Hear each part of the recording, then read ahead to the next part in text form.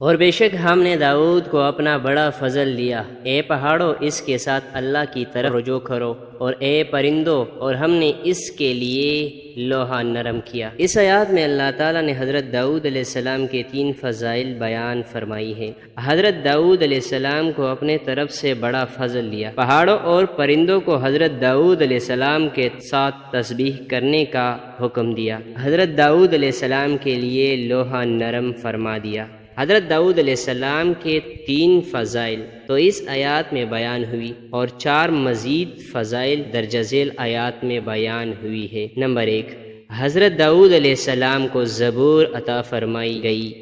چنانچہ ارشاد باری تعالیٰ ہے، اور بے شک ہم نے نبیوں میں ایک کو دوسرے پر فضیلت عطا فرمائی، اور ہم نے داؤد کو زبور عطا فرمائی، انہیں کثیر علم عطا فرمایا گیا، چنانچہ اللہ تعالیٰ نے ارشاد فرمایا ہے، اور بے شک ہم نے داؤد اور سلیمان کو بڑا علم عطا فرمایا، انہیں غیر معمولی قوت سے نوازا گیا، چنانچہ اللہ تعالیٰ ارشاد فرماتا ہے، اور ہمارے نعمتوں والے بندے داؤد کو یاد کرو، بے شک وہ بڑا رجوع لانے والا ہے۔ نمبر 4، انہیں زمین میں خلافت سے سرفراز کیا گیا، چنانچہ ارشاد باری تعالیٰ ہے، اے داؤد بے شک ہم نے تجھے زمین میں اپنا نائب کیا، اور بے شک ہم نے داؤد علیہ السلام کو اس طرف سے بڑا فضل دیا۔ اس آیات کے اس حصے میں بڑی فضل سے مراد نبوت اور کتاب ہے، اور کہا گیا کہ اس سے مراد ملک ہے، اور ایک قول یہ ہے کہ اس سے آواز کی خوبصورتی وغیرہ وہ تمام چیزیں مراد جو آپ علیہ السلام کو خصوصیت کے ساتھ عطا فرمائی گئی۔ حضرت داؤد علیہ السلام اور حضور صلی اللہ علیہ وآلہ وسلم پر اللہ تعالیٰ کا فضل میں فرق۔ آیات کے اس حصے میں اللہ تعالیٰ نے حضرت داؤد علیہ السلام کے بارے میں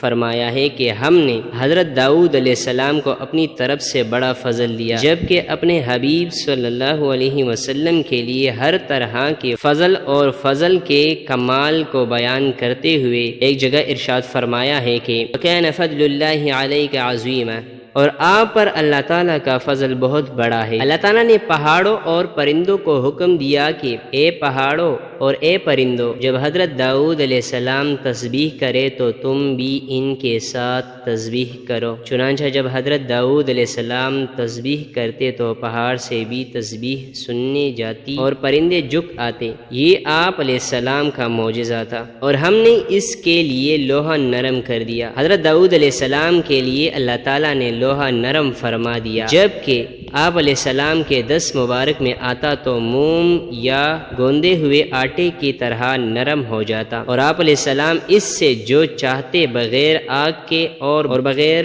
ٹونکے پیٹے بنا لیتے۔ حضرت داؤد علیہ السلام کے لیے لوہا نرم کیے جانے کا سبب یہ بیان کیا گیا ہے کہ جب آپ علیہ السلام بنی اسرائیل کے بادشاہ بنے تو آپ علیہ السلام لوگوں کے حالات کے جستجو کے لیے اس طرح نکلتے کہ لوگ آپ علیہ السلام کو پہچان نہ سکیں، اور جب کوئی ملتا اور آپ علیہ السلام کو پہچان نہ پاتا تو آپ اس سے دریافت کرتے کہ داؤد کیسا شخص ہے، وہ شخص ان کی تعریف کرتا، اس طرح جن سے بھی اپنے بارے میں پوچھتے تو سب لوگ آپ کی تعریف ہی کرتے۔ اللہ تعالیٰ نے انسانی صورت میں ایک فرشتہ بھیجا، حضرت داؤد علیہ السلام نے اس سے بھی حسب عادت یہی سوال کیا تو فرشتے نے کہا داؤد ہے تو بہت ہی اچھا آدمی، کاش ان میں ایک خصلت نہ ہوتی۔ اس پر آپ علیہ السلام متوجہ ہوئے اور اس سے فرمایا، اے خدا کے بندے وہ کون سی خصلت ہے؟ اس نے کہا وہ اپنا اور اپنے اہل و عیال کا خرچہ بیت المال سے لیتے ہیں۔ یہ سن کر حضرت داؤد علیہ السلام کے خیال میں آیا کہ اگر آپ علیہ السلام بیت المال سے وظیفہ نہ لیتے تو زیادہ بہتر ہوتا، اس لیے آپ علیہ السلام نے بارگاہ الہی میں دعا کی کہ ان کے لیے کوئی ایسا سبب بنا دے جس سے آپ علیہ السلام اپنے اہل و عیال کا گزارا کر سکے، اور بیت المال یعنی شاہی خزانے سے آپ علیہ السلام کو بے نیازی ہو جائے۔ آپ علیہ السلام کی یہ دعا قبول ہوئی، اور اللہ تعالیٰ نے آپ علیہ السلام کے لیے لوہے کو نرم کر دیا، اور آپ علیہ السلام کو ذرا سازی کی صنعت کا علم دیا۔ سب سے پہلے ذرا بنانے والے آپ علیہ السلام ہی ہے۔ آپ علیہ السلام روزانہ ایک ذرا بناتے تھے اور وہ 4000 درہم میں بکتی تھی، اس سے اپنا اور اپنے اہل و عیال پر بھی خرچ فرماتے اور فقیر و مساکین پر بھی صدقے کرتے۔